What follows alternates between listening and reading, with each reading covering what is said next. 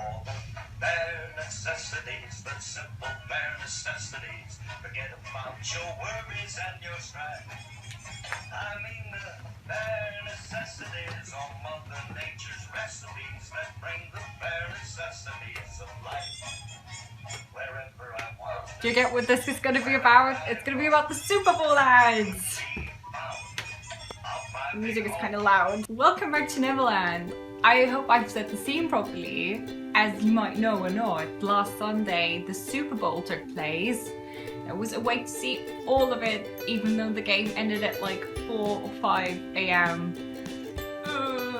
And as always, the game itself seemed to be the least important issue for the general public.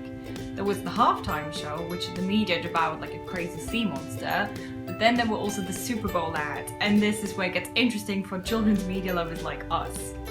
There were a couple of ads that were interesting, but the ones that I want to concentrate today on are the Jungle Book trailer and the Pokémon ads. Now, as for the new trailer for the new live-action version by Disney of the Jungle Book, I'm actually quite pleased with what they're showing us here. I'm going to be honest with you, I was not convinced by the first one. Sure, they have a lot of really cool CGI and the landscape looks incredible, but it was just too dark for my taste. This has changed though with the new trailer.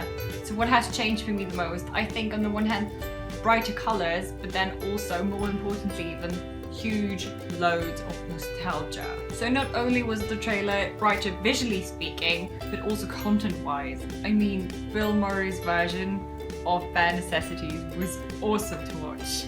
But I think this is the reason for Disney's success of the live-action movies. Just the huge piles of nostalgia that they keep putting onto their movies. Maleficent or Cinderella weren't particularly bad movies, but they weren't that great either. They weren't outstanding or breathtaking. But the thing is, they were still financially successful, and I think that is due to the fact that people or viewers just trust Disney and the way they tell stories. So while I felt for the positivity and the nostalgia in the trailer, the one thing that keeps continuing to bother me is the way they've decided to design the animals. Yes, they're super lifelike and they look amazing, but I just can't connect their awesome voices by people like Idris Elba or Scarlett Johansson to the characters, and that is a huge problem. And then apart from that, their eyes look weirdly emotionless, and I think this is going to be a problem.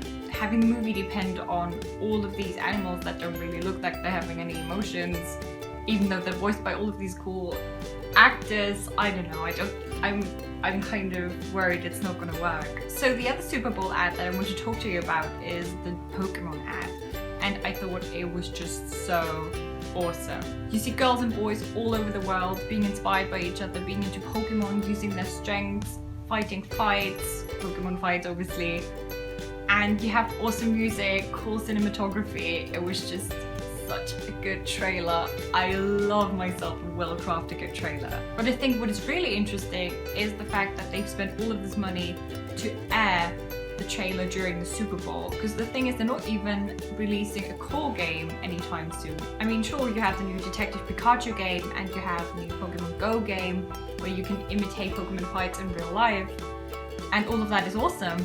But I'm wondering if this and the anniversary are important enough to like spend so much money on a Super Bowl ad. So maybe they have something new to release sometime soon, maybe a new core game. I really want one, it's been too long. So yeah, we got all kinds of cool news out of the Super Bowl, and I can't wait to keep discussing them with you.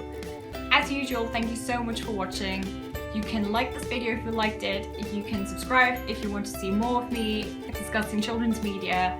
Follow me on Twitter or Tumblr to get news about children's media and my videos. And yeah, thanks for watching. Bye!